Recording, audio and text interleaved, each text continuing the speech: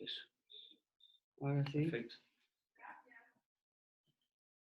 Bueno, rebobino, porque no estaba grabando, pero bueno, básicamente lo que quiero decir es que los criterios de ingreso y egreso a UCI no es una novedad para todos nosotros, es un tema que diariamente nos vemos afectados desde todo punto de vista, en todas las UCIs, y esa toma de decisiones que implica el aceptar o no aceptar un ingreso, en la toma de decisiones que implica de continuar o no continuar una terapéutica, y la toma de decisiones que implica un egreso de la unidad, son básicas y son muy importantes rutinariamente para poder gestionar de manera responsable un recurso tan finito y costoso como es el de las unidades de terapia intensiva. Y que cada vez se va dando que tiene más demanda. Podremos cuestionar si hay pacientes que hay que ingresar o no ingresar, y bueno, eso lo vamos a ir viendo y es parte de la toma de decisiones. Pero a esto le quiero decir que no es una situación infrecuente que la demanda supere, la demanda de camas en CTI, de camas de CTI, supere la oferta, no es inhabitual en nuestras unidades de terapia intensiva, fundamentalmente de ACE, del sector público, y que muchas veces tengamos que coordinar traslados a otras unidades públicas o a otras unidades privadas, porque la capacidad de nuestro hospital no es el suficiente para poder ofrecerle una adecuada asistencia a todos los pacientes que allí lo requieren. Eso a modo de un poco de introducción. La charla la voy a basar un poco de introducción, un poco de historia. Voy a plantear dos trabajos que creo que han sido fundamentales en lo que es en la gestión y en la optimización de los recursos en nuestra UCI para poder mejorar todos esos procesos.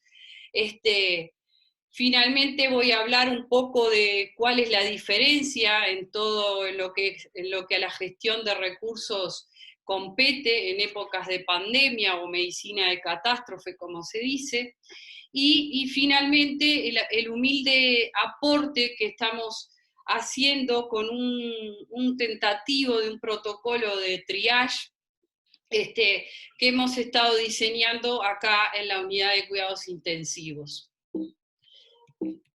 No sé por qué me pasa. Bueno. Entonces, ¿qué es un poco para introducir, qué es una unidad de terapia intensiva o de medicina intensiva? Son aquellas áreas donde ingresan los pacientes críticos, es decir, aquellos pacientes con inestabilidad de uno o más sistemas fisiológicos mayores, real o potencial, secundario a una agresión aguda en general y potencialmente reversible. Estas dos situaciones quiero que se las graben en la memoria, porque las vamos a ir mencionando muchas veces a lo largo de la charla. El objetivo del ingreso a los pacientes a la UCI, obviamente que el primario y el principal, el primario diríamos mejor, es la restauración y la recuperación del estado de salud y con ello la reinserción familiar y social del paciente que ingresa. Pero si eso no sucede, obviamente que también es nuestra responsabilidad procurar una muerte en paz, es decir, una muerte sin dolor y sin sufrimiento, haciendo uso o aplicando los principales o los principios éticos rectores de la medicina en su conjunto, que son la beneficencia, o sea, hacer el bien cada vez que se necesite, la no maleficencia, la autonomía, que es un principio que hoy en día en el Uruguay está empezando a tomar un poquito más de importancia, que en otros países ya la tienen, y la justicia distributiva, que si bien no la vemos muy diariamente, son los principios que en realidad rigen en la administración de los recursos de salud y que indirectamente los tenemos y lo utilizamos. Para ponernos un poquito en lo que es la terapia intensiva, la mortalidad en la UCI se produce, esto ya lo hemos visto, lo he puesto en varias presentaciones, pero es importante reconocer y saber que la muerte en la UCI no solo se produce por la gravedad del insulto agudo, sino que también se produce por la sumatoria de esta sobre o asociada a una condición o enfermedad crónica subyacente, avanzada, con pocas posibilidades de revertir. A pesar de los años, del avance tecnológico, la mortalidad en esta área no ha disminuido significativamente, sigue teniendo una alta mortalidad, hasta un cuarto de los pacientes siguen falleciendo en los hospitales. No solo eso, sino que un quinto de todas las muertes, el trabajo es bastante impresionante, un quinto de todas las muertes en Estados Unidos ocurren en la UCI o inmediatamente del alta. Lo otro que no es menor, y que motivó mucho, y que ha motivado en el mundo el resurgimiento de todo lo que es la medicina paliativa, con un rol no ya terminal, sino más un rol de prevención y de captación precoz de pacientes con una expectativa de vida limitada. En ese periodo de 2000 a 2009, en la población con enfermedades crónicas avanzadas, el uso de la UCI en los últimos 30 días de vida aumentó un 5%. O sea que, como decíamos, son recursos finitos y que tenemos una demanda cada vez más aumentada por el aumento de la sobrevida y el aumento de la sobrevida en años y en la sobrevida de los pacientes con este tipo de enfermedades. Y no olvidar que no solo fallece en la UCI, hay un gran porcentaje, que con datos nuestros se los vamos a mostrar, fallece en los primeros 6 meses de vida del alta hospitalaria, y ni hay que hablar todos aquellos que quedan con condiciones de fragilidad, condiciones de dependencia, con secuelas importantes. O sea que todo eso genera importantes gastos en recursos de salud, por lo cual, vuelvo a reiterar, la gestión de los recursos de salud es siempre importante. Haciendo esto ya muchos intensivistas probablemente lo recuerden, hace como 3 o 4 años fue publicado en la Critical Care Medicine estas 5 cosas que los médicos y los pacientes deberían preguntarse, resaltando fundamentalmente la última, que es un poco cómo viene dada esta charla, acordarse que sostener el soporte vital en pacientes con alto riesgo de muerte y o resultados de capacidad funcional severa sin ofrecerle al paciente y a la familia un cuidado alternativo focalizado enteramente en el confort. Y acá se insiste y se sigue insistiendo, porque esto ha ido cambiando a lo largo de los años, a tratar de,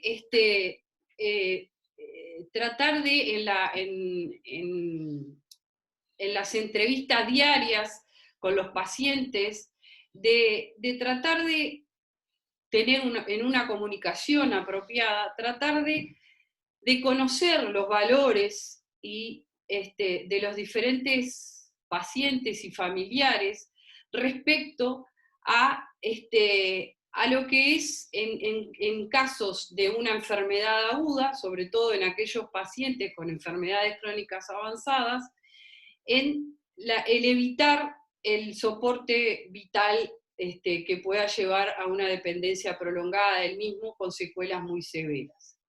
A pesar de que los pacientes y los familiares valoran evitar esto, que eso lo vemos diariamente en la conversación diaria con nuestros pacientes y familiares, aún así, un alto número de pacientes son sometidos rutinariamente al soporte vital agresivo porque en contra de sus, en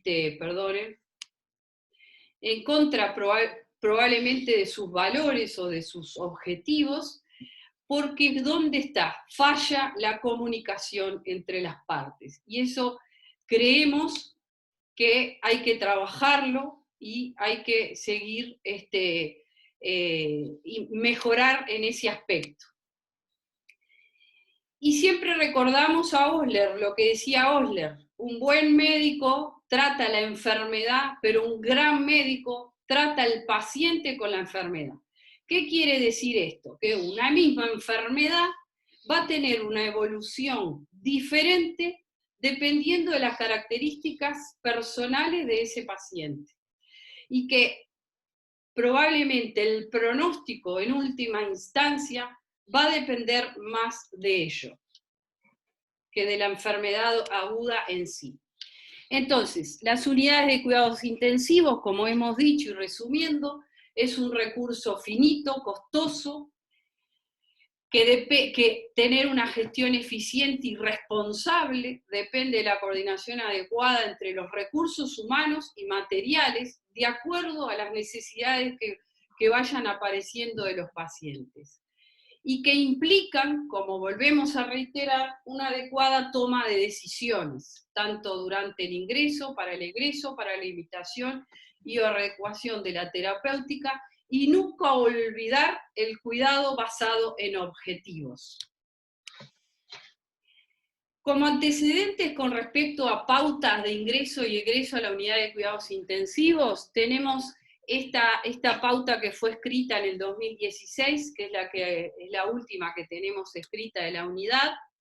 En esta ya, dentro de los criterios de admisión, se establecía, obviamente con el marco legal que ello compete y de acuerdo a un decreto del Ministerio de Salud Pública del año 2008, que es el que aún sigue vigente, en 3 categorías, básicamente, que establecen la prioridad de ingreso en casos de aumento de la demanda y respecto a la oferta de los pacientes, y obviamente siempre, ¿no? Siempre que se va a evaluar un paciente. Entonces, ya ahí se lo dividía en pacientes indiscutibles que tenían que ingresar a la UCI, son aquellos que sí o sí necesitan terapias de soporte ventilatorio invasivo, apoyo hemodinámico, drogas vasoactivas, y que tienen, como siempre se remarca, la potencialidad de la reversibilidad y una buena expectativa de sobrevida. Después están los pacientes en la situación intermedia, la cual siempre es la más discutible y en la que hay que valorar caso a caso. Y la categoría 3 son aquellos pacientes en los cuales no estaría justificado el ingreso a una unidad de terapia intensiva, que básicamente por 2 motivos. Uno, por la estabilidad del paciente, que no requiera la terapia especializada y que puedan ser manejados adecuadamente en las salas moderadas. Y la otra son los pacientes terminales o con enfermedades que en etapas de la vida más finales, con muy alta probabilidad de reversibilidad, con alto riesgo de fallecer, que todo esto no es un invento nuestro, porque los intensivistas no quieren ingresar. Esto está en el decreto ley del Ministerio de Salud Pública, que claramente estipula que no deberán ingresar a UCI pacientes portadores de patologías seniles, no autoválidos e institucionalizados, pacientes neoplásicos sin posibilidad oncológica de sobrevida a breve plazo determinada en interconsulta, y pacientes con injurias neurológicas agudas, estructurales o no, con comorbilidades previas, que por las características suponen una fragilidad y una falta de respuesta a tratamientos especializados. O sea, esto no es un invento de ahora ni de nunca, o sea, está en nuestra regulación, ¿verdad? Un poquito para recordar nuestra historia. Yo tengo la suerte de haberme criado en este CTI desde el año 91, o sea que conozco bastante todo lo que hemos pasado. Un poquito como médico y una parte como médico de guardia titulado, que justamente fue en el 2009, y después como coordinador, un poco lo que nos hemos visto a ir cambiando los recursos y la situación del hospital de acuerdo a dos eventos concretos, por todos conocidos, amén de la toma de decisiones que tomamos diariamente, ¿verdad? La primera y gran pandemia que nosotros, o que yo por lo menos tengo experiencia en este hospital, ha sido la pandemia H1N1 del 2009. Recuerdan que las características, y no voy a entrar en este caso porque ya fueron muy bien explicadas anteriormente por el profesor Medina. La pandemia esta nos vimos bruscamente sobrepasados en el CTI, en el CTI de Pasteur, que contábamos con 10 camas de CTI, 8 de cuidado intermedio, desbordados, teniendo que ir a reanimar, a poner ventiladores en salas, esperando a ver dónde conseguíamos las camas. Me acuerdo de ir a la unidad de reanimación de la emergencia vieja, chiquitita, a llevar un par de Rafaeles, porque eran chiquitos y éramos los únicos que podíamos trasladar, para poder dar asistencia a todos estos pacientes, y que ya en ese momento hubo que tomar decisiones que obviamente a nadie les gusta, pero bueno, son decisiones que las tenemos que tomar. Antes o después, lo preferible es, en muchos casos, irlas tomando antes de que se llegue a esta situación, como es lo que vamos a hablar después de la planificación anticipada y de la limitación de los recursos terapéuticos. En esa pandemia rápidamente se lograron aumentar por recursos y por todo lo que se hizo a nivel gubernamental y hospitalario de los diferentes efectores sanitarios. Se pasó a 18 camas de CTI y 7 camas de intermedio. Esas 7 camas de intermedio fueron armadas allá en la salita 106. De ahí pasaron de 3 médicos a 4 médicos, y algo no menor, yo fui de las médicas que tenía menos tiempo de suplente, que pasamos a titularizar, la última en la lista, y yo nada más tenía en ese momento como 6 años ya de suplente, pero tenía compañeros que llevaban 11 años trabajando de suplente en esta unidad. Posteriormente se continuó con ese esquema de cama de 25 camas, 4 médicos, y lamentablemente en los últimos años empezó a escasear fundamentalmente los recursos de enfermería, los recursos médicos, que eso nos expuso a un brote de enterobacterias productora de Carbapenemasa, por el cual hubo que tomarse la decisión por una relación de lo que decíamos, ¿no? La coordinación de los recursos humanos materiales y las necesidades de los pacientes, a disminuir nuevamente a 21 camas para readecuar y poder dar una adecuada asistencia a los pacientes que allí requerían, manteniendo obviamente el mismo nivel de demanda que teníamos hasta ahora o aún mayor. Para continuar, le quisiera, antes que nada, darle la gracia a mi compañera, la doctora Alejandra López, que me facilitó esta exposición, que es uno de los trabajos que yo les comentaba que nos ha ayudado mucho. En realidad tiene dos partes, pero nos ha ayudado mucho en lo que es la gestión de los ingresos, que es una preocupación constante de esta unidad.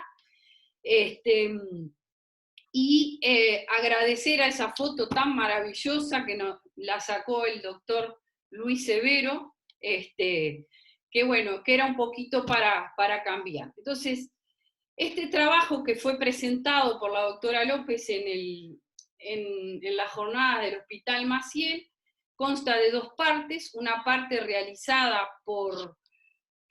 en el año entre octubre y noviembre de 2014 y julio y agosto de 2015, y otra parte con un diseño muy similar, con alguna variación, en el 2019. En estos dos periodos, como podemos ver, la actuación presencial, o sea, el médico, había un médico que se ocupaba de los pacientes, en realidad un médico que se ocupa de los llamados procedentes de otros servicios para discriminar el paciente y los criterios, si tiene o no criterios de ingreso, para ayudar un poco en el sostén de los pacientes inestables mientras espera ser ingresado a nuestra unidad o a una unidad externa. Y dieron resultados bastante similares. Lo que demuestra es lo que le quiero mostrar, por ejemplo, en el primer trabajo, en el original, ingresaron en un total de 410 solicitudes, ingresaron el 89% a nuestra UCI y el 11% no ingresó. Los motivos por los cuales no ingresó mayoritariamente fue la estabilidad fisiológica. Un 20% de esos que no ingresaron se desestimó su ingreso por patología no recuperable o mala calidad de vida, y un 11% fueron trasladados a otras unidades de terapia intensiva del país.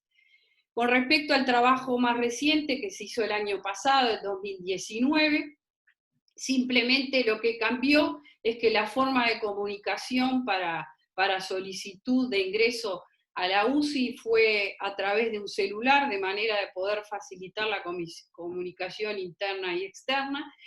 Y en este caso ya, con este trabajo ya estábamos con la reforma de la salud de terapia intensiva, y el cargo en la mañana de 8 a 14 que se encargaba del triage en sala y en emergencia, en bloque quirúrgico, era el cargo fundamentalmente de alta dedicación transversal desde 8 a 14, pretendiendo ser la UCI extramuros.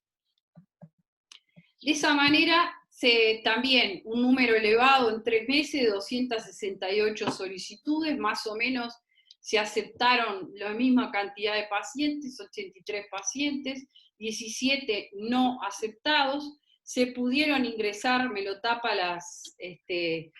tapa allí los videitos, pero el 74% de los pacientes, como ven acá, pudieron ser ingresados con una demora menor a 6 horas, y volvemos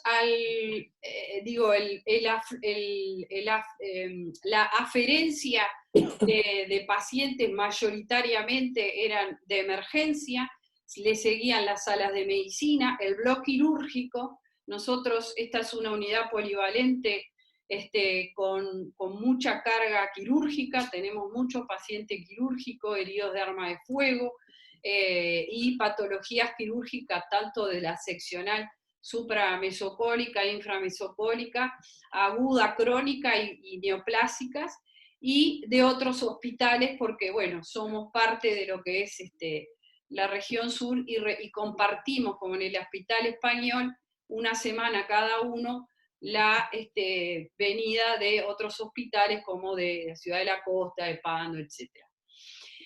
Con respecto a los no aceptados, hubo un número un poquitito mayor, pienso que no es significativo. Las causas de no aceptación, básicamente la misma, la estabilidad fisiológica y la mala calidad de vida.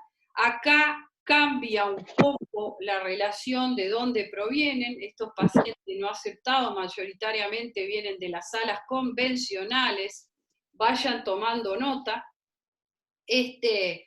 Un porcentaje menor de la emergencia y otro de blog.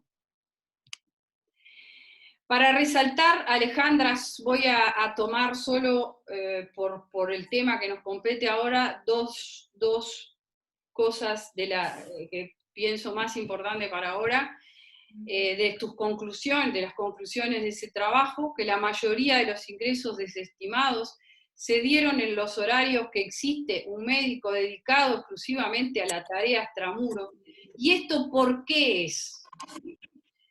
Eso es porque para tomar decisiones y sobre todo de no ingresar pacientes por tales y cual motivo, sacando de lado los que no son por estabilidad fisiológica, me refiero al resto de los pacientes, se necesita tiempo, se necesita ver la historia, hablar con los médicos de la sala, hablar con la familia. Entonces, no es lo mismo un médico que está dedicado exclusivamente a esa tarea que el médico que está de guardia y que además tiene a su cargo todo el resto de los pacientes que les toca en la unidad de cuidados intensivos. Entonces, eso es uno de los focos que nosotros creemos que es capital y que ha llevado en el mundo y aquí a lo que se llama la UCI fuera de UCI.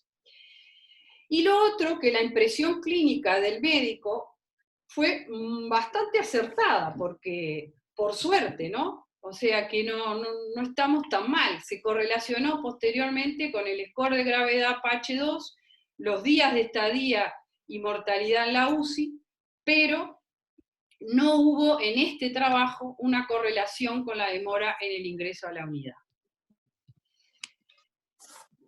Otro trabajo que creemos que para nosotros es muy importante, no solo porque lo hicimos nosotros en la UCI, sino que creo que es importante para la generalidad de la medicina en general. Es un trabajo en el cual quisimos identificar cuántos pacientes y cuáles ingresaban a nuestra unidad y que tenían o que podían ser beneficiados con un enfoque paliativo, ¿tá? Con un enfoque paliativo. Fue un trabajo que hicimos solo en la unidad, prospectivo, comprendió 3 meses, de 1 de mayo al 31 de julio del 2018, y luego hicimos un seguimiento a todos los pacientes hasta un año al alta hospitalario. Este trabajo ya ha sido presentado, unas partes en terapia intensiva y otro en el Congreso de Medicina Paliativa, así que probablemente muchos lo conozcan.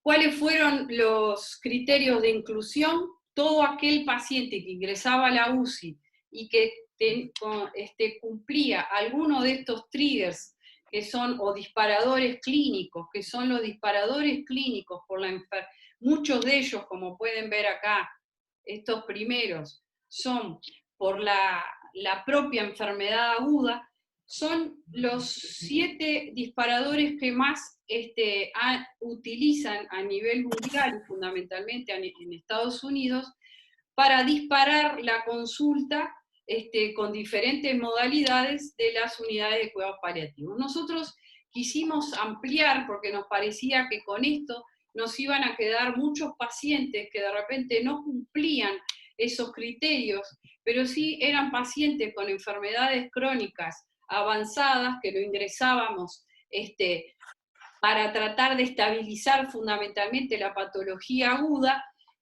pero que eran pacientes con claras necesidades paliativas. Y para eso utilizamos un instrumento, el instrumento NECPAL, que ya muchos lo conocen, el cual evalúa la progresión clínica de las diferentes enfermedades en cuanto a funcionalidad, nutricional, cognitiva,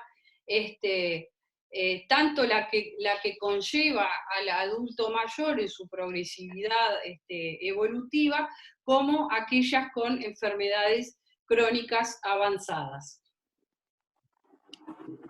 Encontramos que de 273 pacientes ingresados a la UCI en esos 3 meses, 118 fueron incluidos a la unidad, o sea, fueron incluidos 118 pacientes que cumplían con uno o más triggers, la mayoría dos triggers o más, o la presencia de criterio de necesidades paliativas guiado por el instrumento NECPAL. Eso que implica que 1 de cada 3 pacientes que ingresan a nuestra UCI, eso puede variar, obviamente, dependiendo de las características de cada UCI, ¿verdad? Va a tener necesidades paliativas al alta de la UCI, o ya las tenía previamente y no habían sido detectadas. Y dentro de los que cumplían las características de que tenían necesidades paliativas al alta, el 52% presentaban, 52%, enfermedades crónicas avanzadas no oncológicas, siguiéndole en fragilidad un 12%, y menos frecuente el oncológico, pero no un número menor, y las demencias o enfermedades neurodegenerativas. La globalidad de esa población total ingresada en el estudio, hubo limitación del esfuerzo terapéutico en un 29-30%, una mortalidad global del 23% y una mortalidad hospitalaria del 35%. Cuando discriminábamos el grupo, acá en esta gráfica muestro los motivos de ingreso. Mayoritariamente los pacientes NECPAL positivos, que son los azules, ingresaron mayoritariamente por descompensaciones agudas de su enfermedad crónica avanzada o bueno, en el estadio que se catalogó al momento del estudio. Y los pacientes que tuvieron criterios de severidad y que ingresaron al estudio, ingresaron predominantemente y que fueron después NECPAL negativos por causas infecciosas, traumáticas y otras. Acá, tratando de comparar un poco y discriminar un poco, que es, si ustedes observan, es claramente el perfil de nuestra unidad. Nosotros tenemos un gran grupo de pacientes que acá son NECPAL positivo, 88 pacientes, tienen una diferencia significativa en edad, miren, 65 más menos 13, los NECPAL negativos fueron predominantemente jóvenes, o sea, jóvenes con patologías francamente agudas, graves por los criterios de gravedad iniciales. Fíjense que acá el Apache no hubo diferenciación. Volviendo al NECPAL positivo, necesidad paliativa, tenían una estadía en UCI prolongada, una asistencia ventilatoria promedio de 4 días, y una estadía hospitalaria prolongada también de 23%. Obviamente que esa limitación del esfuerzo terapéutico en el grupo NECPAL positivo fue donde predominó. La mortalidad fue mayor también, significativamente, 28%, y la mortalidad hospitalaria también fue más alta, 44%.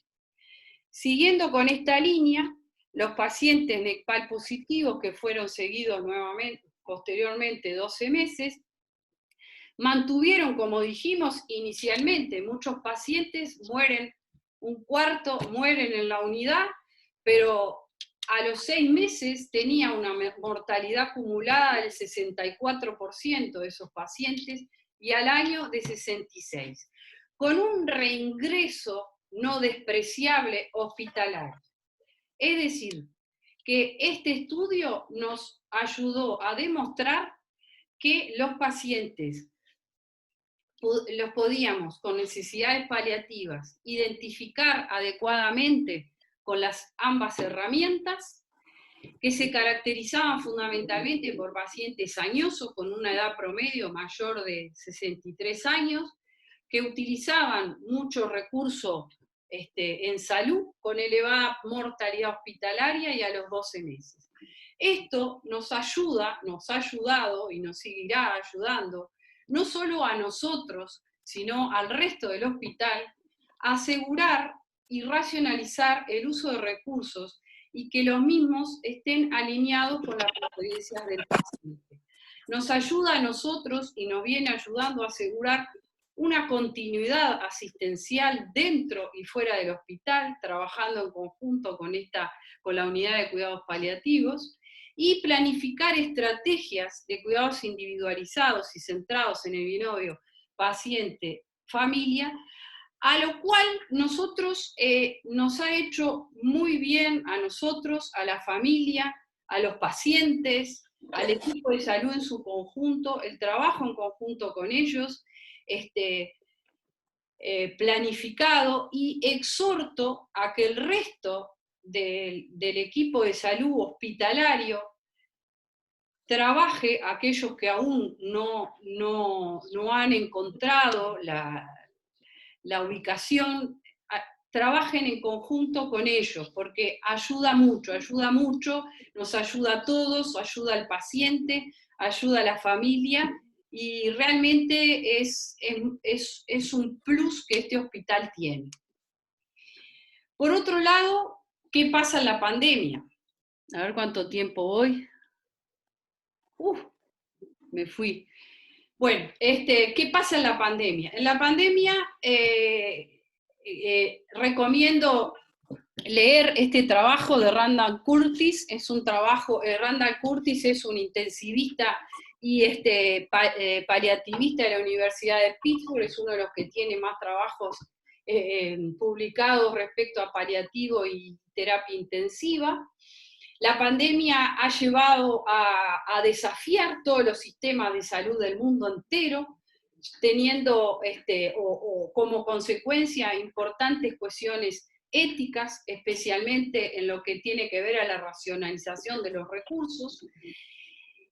Lo que dice Randall, y comparto, que aún con la capacidad de brindar atención suficiente, hay que abordar en forma sistemática y priorizada los objetivos de cuidado en el contexto de la enfermedad aguda de todos aquellos pacientes con enfermedades crónicas avanzadas, oncológicas, no oncológicas. Y aparte, amén de esta pandemia, él mismo exhorta a todos los médicos que trabajan médicos de este tipo de pacientes, a llevar a una planificación o tratar de llevar una planificación anticipada, y él dice, ahora es el momento, ¿tá? Y yo creo lo mismo. ¿Por qué? Porque cuando esta enfermedad aguda llega en un paciente con las reservas, como puede ser cualquiera de esos que ya hemos mencionado, casi al mínimo, una enfermedad aguda y de las características de ella, tiene consecuencias muy severas desde todo punto de vista. Primero, que ataca a los pacientes más vulnerables, y el pronóstico es peor y la mayor mortalidad es a todos los pacientes más vulnerables, que son todos los que ya hemos mencionado. Segundo, porque la provisión de cuidados intensivos no beneficiosos o no queridos no solo pone en riesgo a otros pacientes y a familiares, sino al personal de la salud que asiste a estos pacientes con una alta probabilidad de transmisión del SARS. Y si hay algo que ahora lo vamos a decir y es prioridad, es la seguridad, en este caso, del personal de la salud. Y como dice Rubenfeld, que lo dice en inglés, pero lo podemos traducir, esta es la oportunidad de hablar con sus familiares, en el caso, esto lo decía en The Globe, o sea, hablaba a la población en general, hablar de estas directivas anticipadas, porque si no, la conversación va a ser mucho más dificultosa conmigo luego, cuando entre a las unidades de terapia intensiva. Entonces, esta pandemia es una enfermedad viral nueva, desconocida, todo eso ya lo sabemos, alta contagicidad, rápida diseminación, genera un distrés respiratorio agudo severo que lleva rápidamente a la necesidad de un soporte invasivo, de ventilación mecánica invasiva, como ya fue explicado por la doctora Imperio excelentemente. Les muestro un poquito la última serie que publicó ahora el 4 de abril el grupo de Lombardía, liderado por Gracieli, en la cual, miren esto qué impresionante, 1.600 pacientes COVID positivos ingresaron a las UCIs en un promedio de 28 días, con un 88% de esos pacientes con requerimiento de ventilación invasiva, y el restante de no invasiva. ¿Qué sistema de salud a nivel mundial puede tolerar eso? Ninguno, como ya lo estamos viendo. Con pacientes con elevada mortalidad en el grupo etario que ya venimos mencionando, mayores de 63 años y con comorbilidades, y esto me llamó la atención, fundamentalmente comorbilidades cardiovasculares. El EPOC me llamó la atención, a propósito de lo que me dijo el otro día el Tito Pérez, perdóname que te mencione, pero no dejó de llamar la atención, que uno de los pacientes, la esposa de uno de los pacientes que él asistió en otra institución, era una EPOC clase funcional 4, que también se contagió de COVID, y esa paciente se mantuvo en la casa. El que ingresa a UCI fallece y ella sigue viva. ¿Por qué digo esto? Porque hay que ver un poco cómo se dan las cosas, cómo es el patrón respiratorio, cómo fue tomada la serie. Hay muchas cosas que de repente no la podemos valorar, porque de repente estos pacientes EPOC no calificaron para ingresar, y por eso el número de EPOC de la serie es muy bajo, o es un área donde no hay muchos EPOC, aunque no creo, porque el norte de Italia fuman todos muchísimo. Estadías, como dijimos, prolongadas, con medias de 9 días, pero que aún no está cerrado, porque como ven acá, aún al 4 de abril, el 58% de los pacientes seguían internados a UCI. O sea, llevó, como dijimos, a una situación de desbalance total entre demanda y oferta, con escasez de bienes esenciales por todos sabidos, y nos lleva a lo que se llama la medicina de catástrofe, con una gran incertidumbre. Es una amenaza que viene sostenida en el tiempo y que no sabemos cuánto tiempo va a durar, por lo cual esto es como una especie de maratón, y dependiendo de las características puede llegar a ser un Ironman, como probablemente deben haber estado sufriendo nuestros compañeros de Italia y de España. ¿Qué implica la medicina de catástrofe? Lo que venimos haciendo, que el gobierno, los prestadores de salud, prevengan la escasez de recursos mediante todas las medidas ya establecidas y conocidas por todos. ¿Qué podemos hacer nosotros en el hospital? Planificar, planificar y planificar.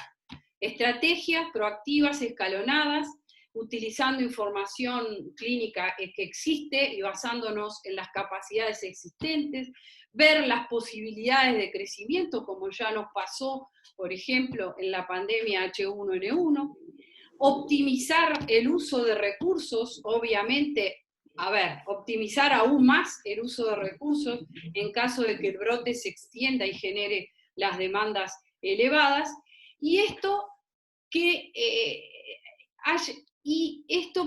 se produce acá una especie de transmutación con respecto a la obligación ética de los médicos. La obligación ética de los médicos en este momento y en situaciones de catástrofe y de crisis sanitaria o de emergencia sanitaria pasa de priorizar el bienestar de cada paciente que a priorizar a la sociedad en su conjunto. Es decir, esto lleva a el mayor bien para el mayor número de pacientes. Entonces, es por eso que se generó, como ya todos saben y han visto y han leído, una situación con muchos conflictos éticos, morales, de estrés que ha llevado al personal de la salud, que intensivistas, y en este caso también emergencistas, que probablemente muchas veces yo diría que muy escasas veces, y los de sala, se enfrentan a situaciones en las cuales hay que tomar decisiones de si ingresar o no ingresar un paciente, si intubar o no intubar un paciente. Entonces se crearon múltiples guías con recomendaciones éticas para la toma de decisiones y asignación equitativa de los recursos médicos limitados. Yo puse ahí esas 4 porque, bueno, fueron las que primero leí, después fueron apareciendo más. El modelo que más utilicé para armar luego los protocolos fue una mezcla entre el inglés de las guías NICE y las recomendaciones hechas por la CMISIU, pero lo que sí en todos queda claro que prevalece la planificación, el principio de justicia distributiva es el que prima, maximización a expensas de una maximización del beneficio global.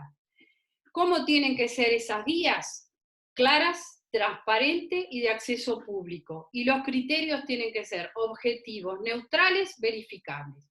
Y en todos estos guías y recomendaciones se han reforzado los servicios fundamentalmente de medicina paliativa y se sugiere que se refuerce la presencia del comité de ética que tenga disponibilidad en situaciones en las cuales los conflictos no pueden ser superados por el equipo que está tomando las decisiones, y se necesita en algunos casos el ayuda o el asesoramiento de eticistas. Este es otro trabajo en los cuales también todo el mundo es de acceso libre, estoy moviendo el calor, es de acceso libre. Lo que resalta este trabajo de Manuel Ezequiel, que es un eticista, agrega 6 recomendaciones para la pandemia COVID específicamente. Uno de los que ya hablamos, maximizar los beneficios producidos por aquellos recursos escasos. ¿Qué es esto? Esto es dar prioridad a aquellos pacientes que tengan mayor posibilidad de sobrevida, mayor expectativa de vida post-UCI, priorizar a los trabajadores de la salud. Esto no es porque esto es algo que debe ser así, porque el trabajador de la salud en caso de pandemia COVID, tiene un valor instrumental para la sociedad, son indispensables para mantener toda la infraestructura de salud funcionante. En los lugares de cuidados intensivos es personal altamente capacitado, entrenado para ello, que no se pueden entrenar de un día para el otro. También con un valor instrumental, el reconocer y dar prioridad a aquellos pacientes, a aquellas personas con participación en la investigación, fundamentalmente investigación, por ejemplo, como puede ser la realización de vacunas para combatir el coronavirus en este caso. No al first come, first server, es decir, esto no es el primero que lleva, ingresa a la UCI como de repente puede estar haciendo, no. Acá hay que hacerlo por un orden de prioridades que, bueno, vamos a intentar delinearla, que son discutibles, pero que son consensuadas más o menos a nivel mundial. Manejo responsable de la evidencia, algo muy importante en esta época, que todos los días recibimos cataratas de información nueva, de fármacos nuevos, y otra cosa fundamental, aplicar los mismos principios a todos los pacientes, sean COVID o no COVID.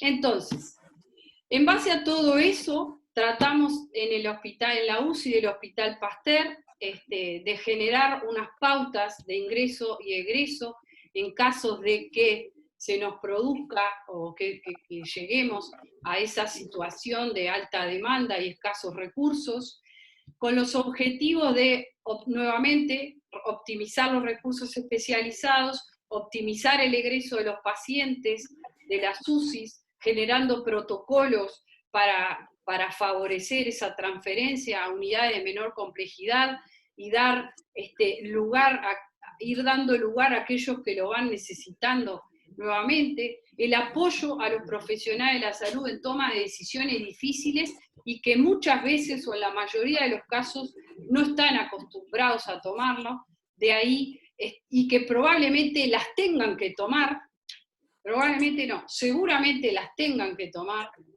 maximizar el bien común sobre el individual. El protocolo de triage lo que se aconseja es que sean decisiones, como esto ya lo dijimos, justas, transparentes, siempre prioridad la protección del personal sanitario.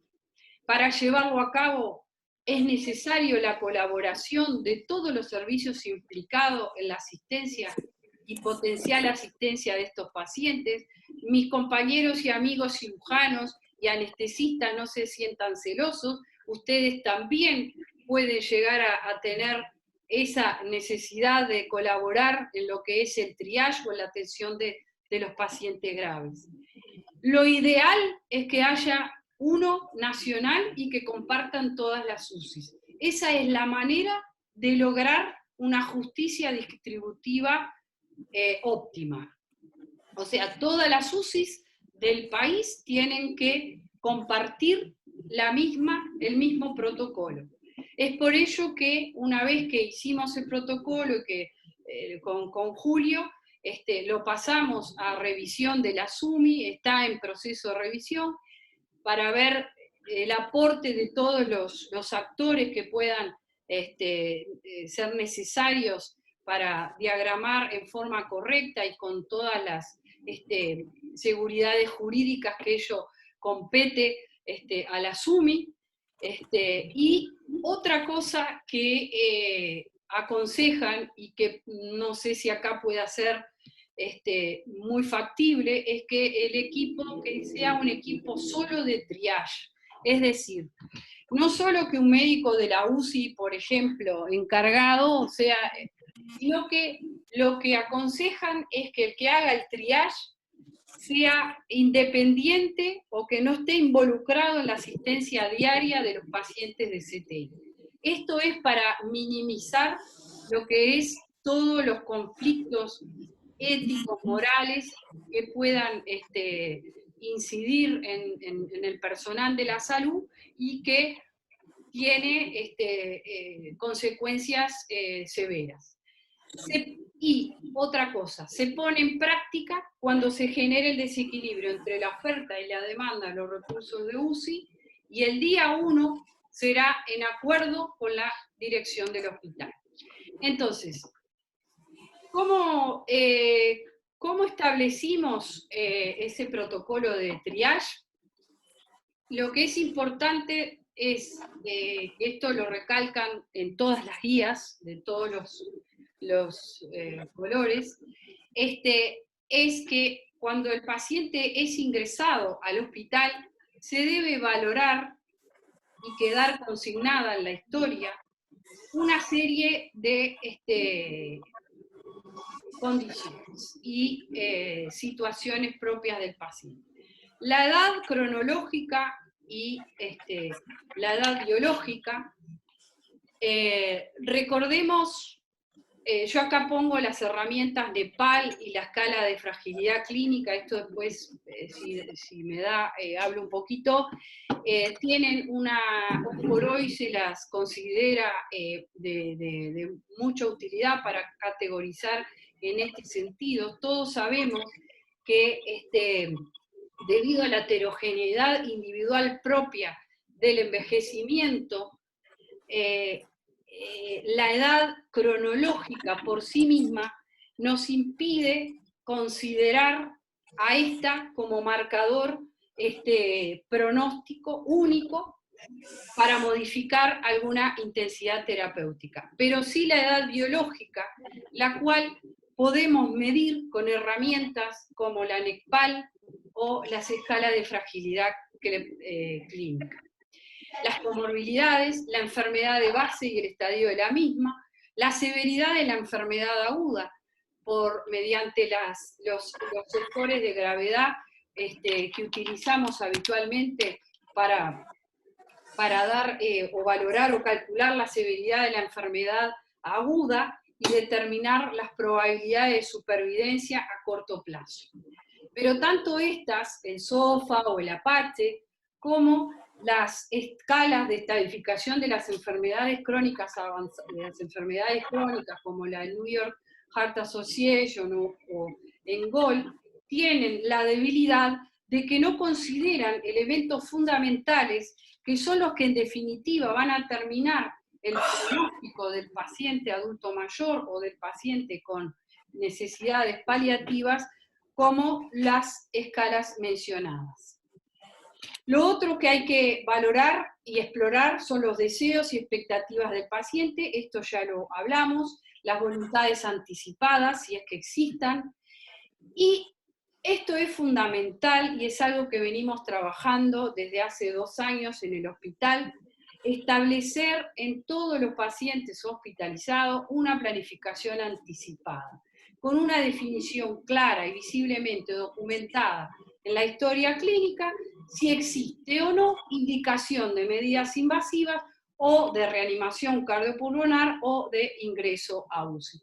Eso es fundamental, porque eso lo tiene que hacer el médico que más conoce a los pacientes, el médico crónico, el médico de la sala, si es que en la sala hace más de 72 horas que está, que supuestamente ha hablado con el paciente, ha hablado con la familia. Esto es primordial y es lo que hoy por hoy se está exhortando a los médicos a que hagan hincapié en esto.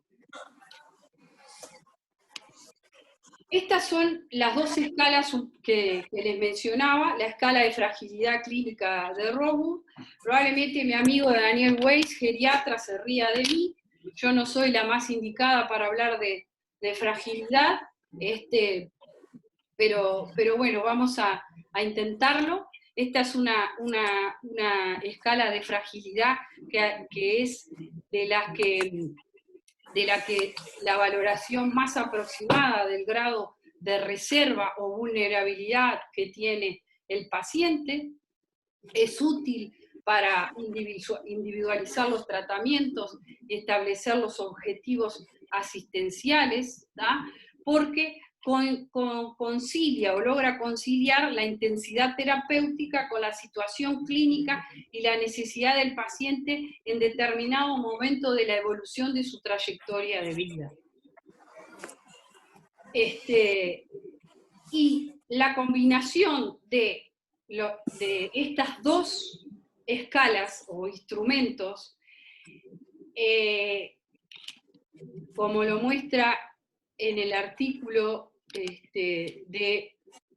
perdón, no me quedó.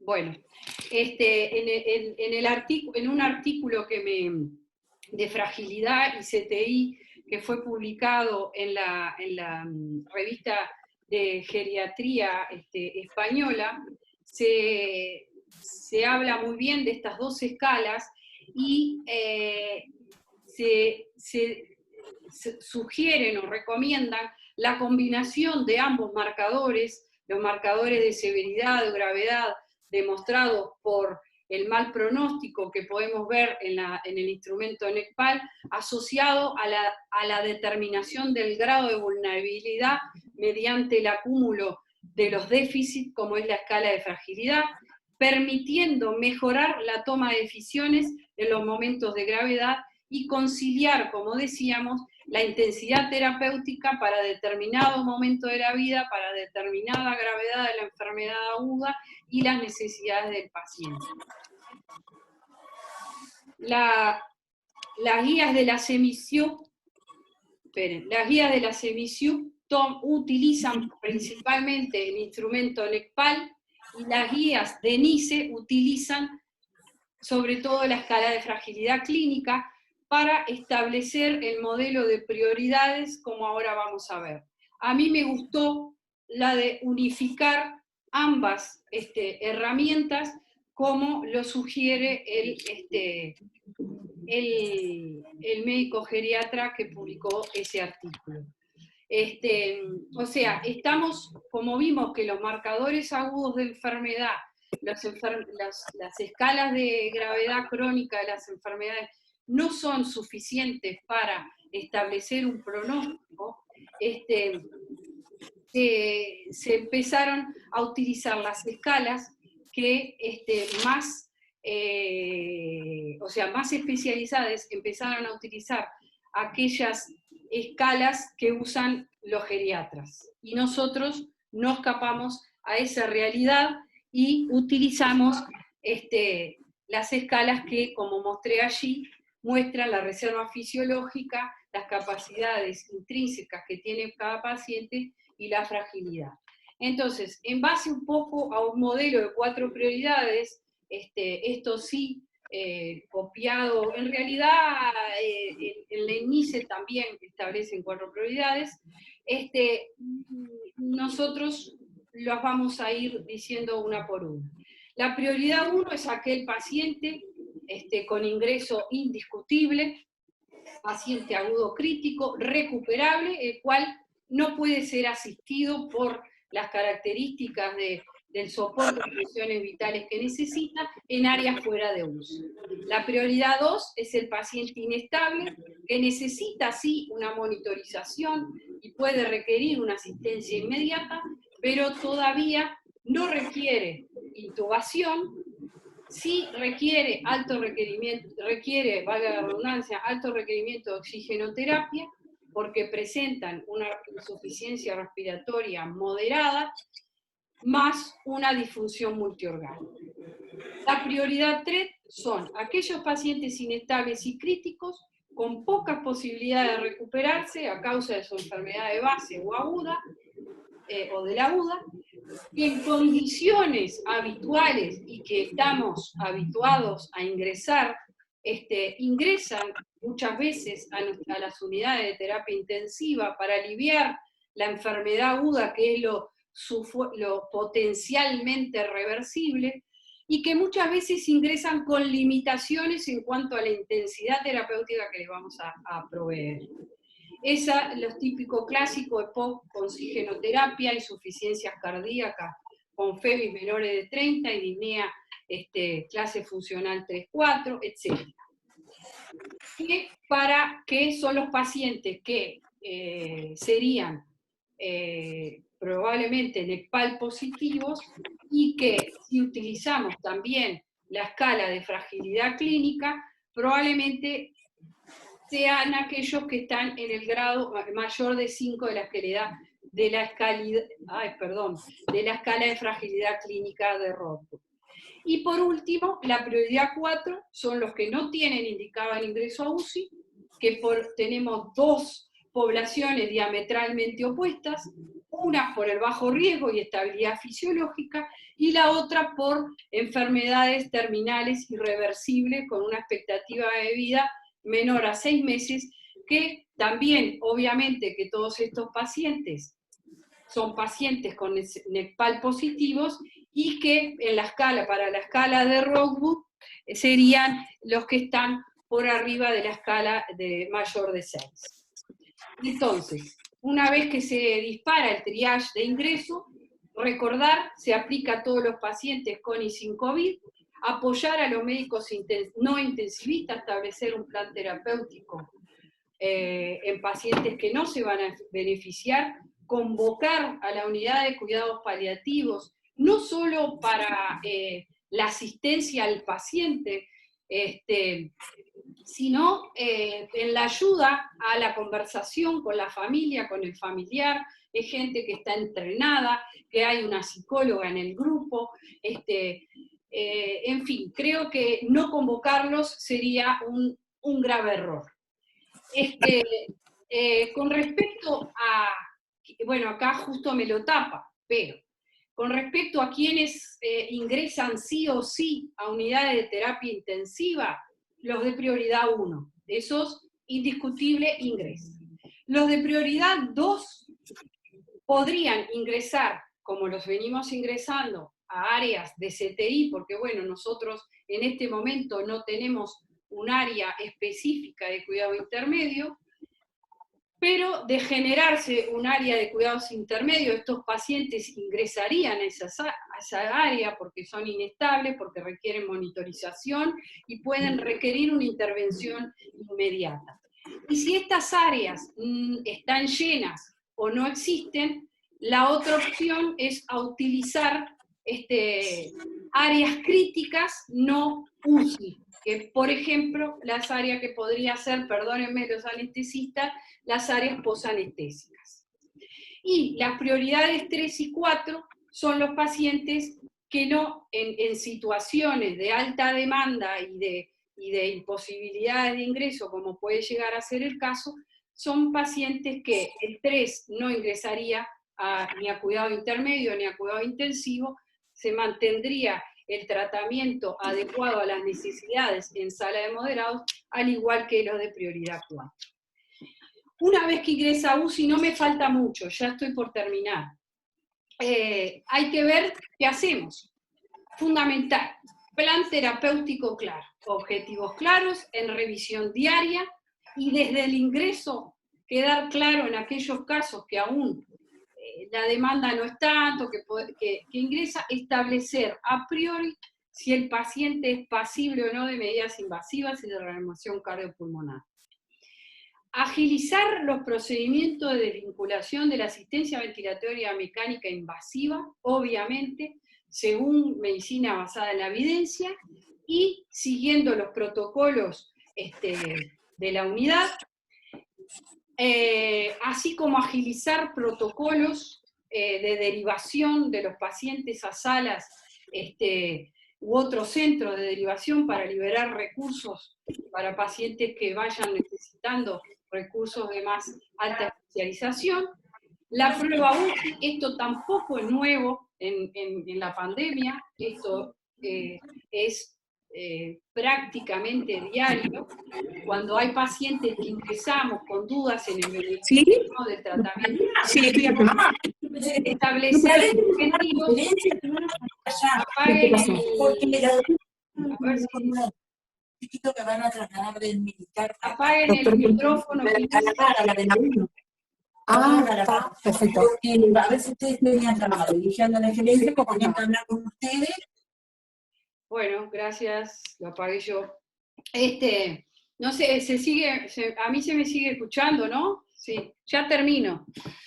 La prueba UCI, dudas en el beneficio del tratamiento invasivo, establecer objetivos a conseguir 48, 72 horas con sostén total.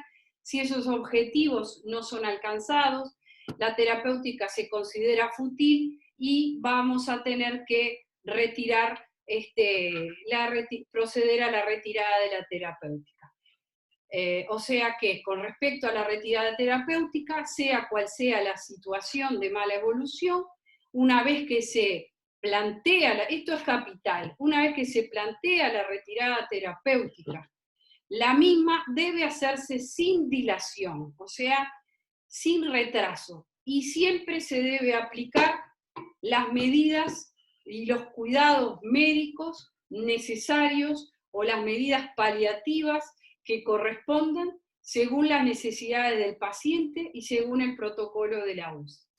Y lo que es fundamental y que no es fácil en la época que estamos viviendo con información telefónica, la comunicación tanto al paciente como a la familia debe ser clara y transparente.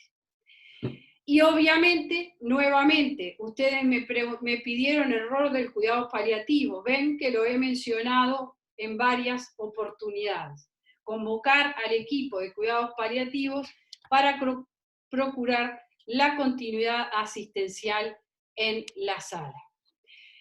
Esto es como un paréntesis respecto a la limitación del esfuerzo terapéutico. Esto tampoco es algo que sea nuevo en la terapia intensiva, ¿verdad?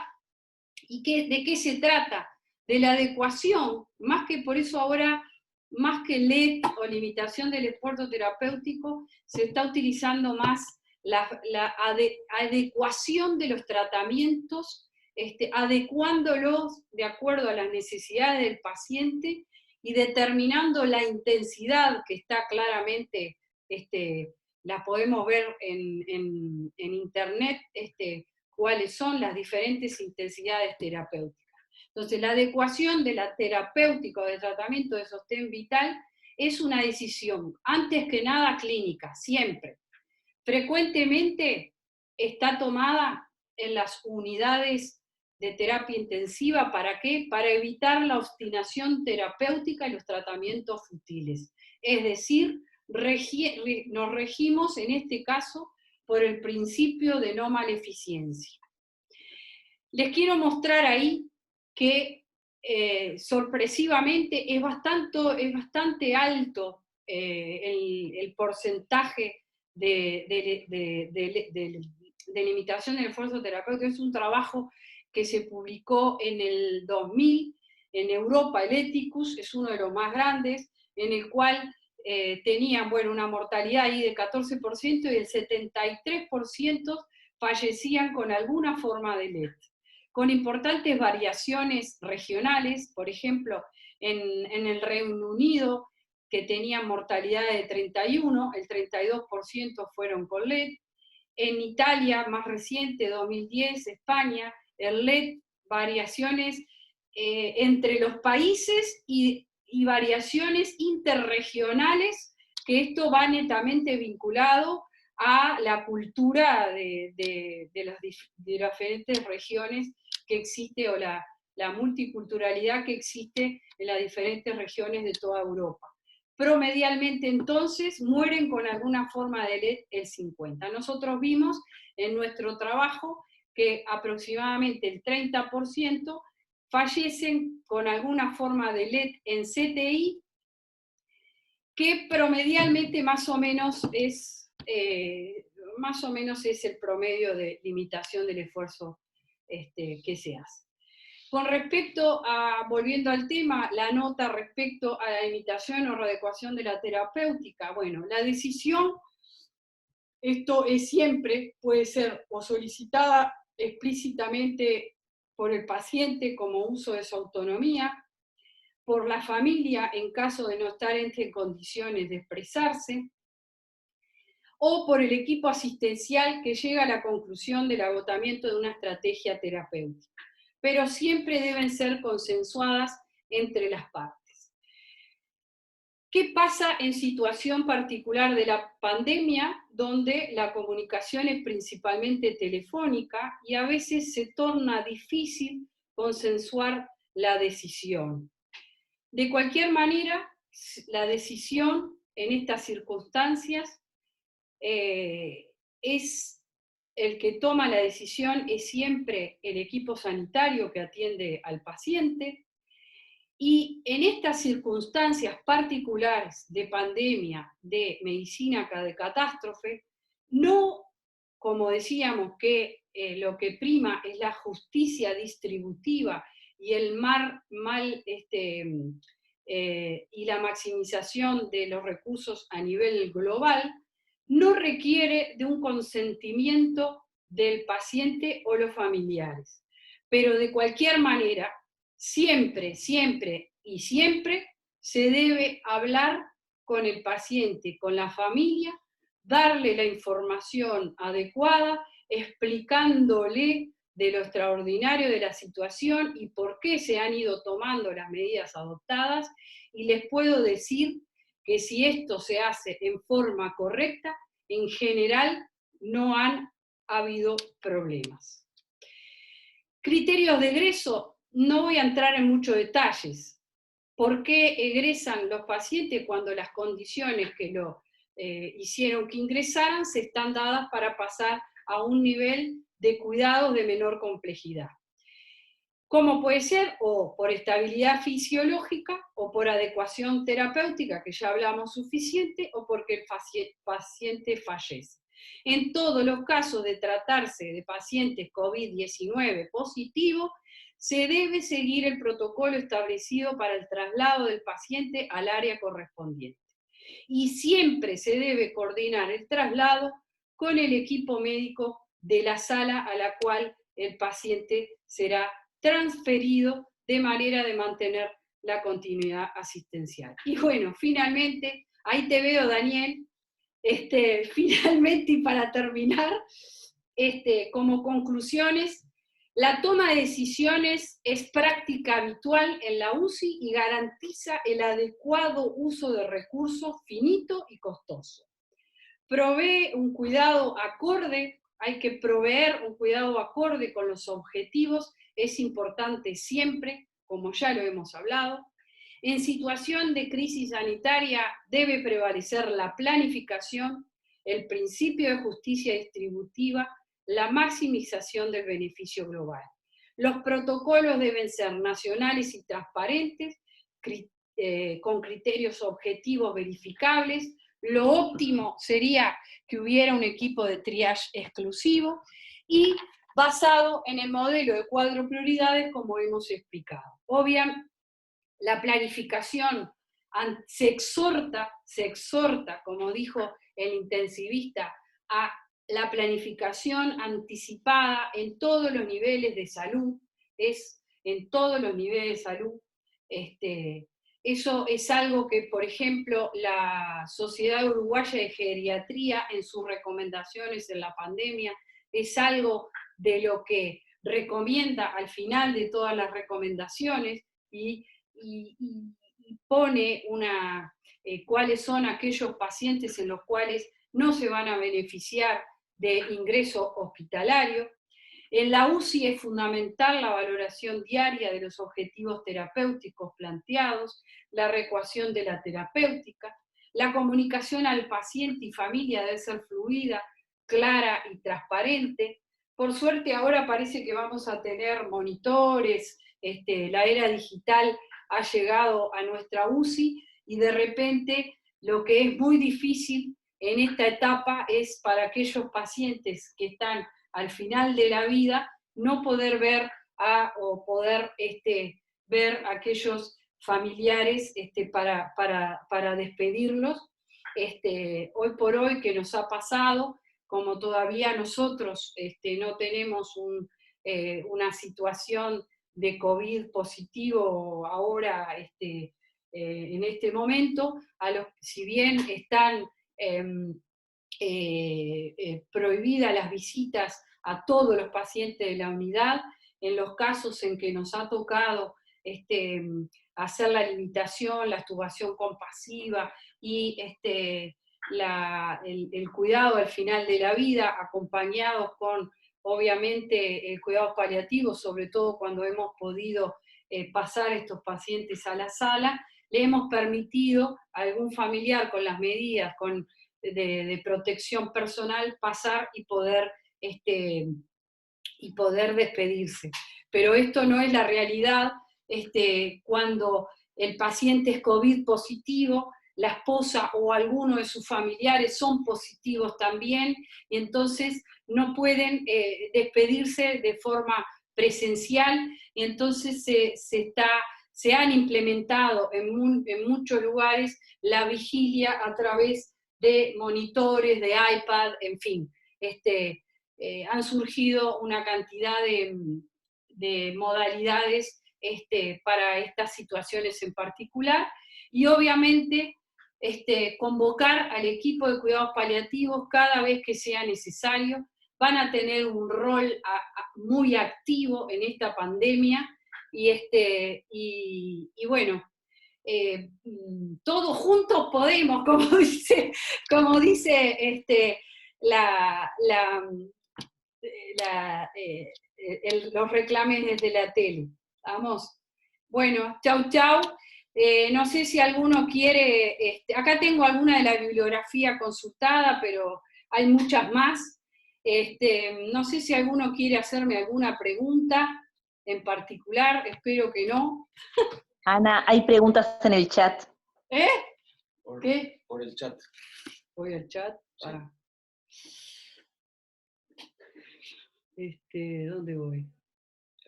Acá anda más. Ah, más acá. Ahí. No se escucha, perfecto, excelente, va. Si puede plantear evolución, muerte en domicilio.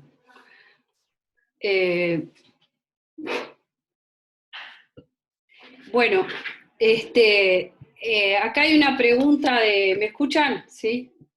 Hay una pregunta de Silvia González, si se puede plantear evolución y muerte en domicilio.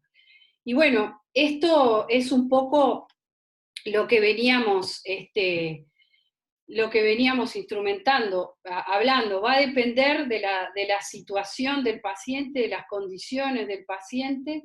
Siempre en esa situación vamos a tener que coordinarlo con el médico de crónicos, si tiene acceso a las unidades de cuidados paliativos, obviamente que sería lo óptimo.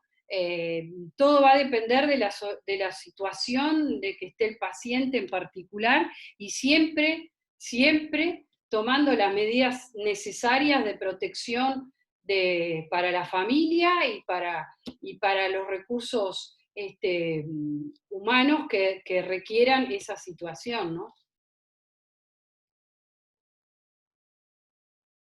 Bueno, no sé, ahí vi solo una, no sé si hay alguna más. A ver. No encuentro.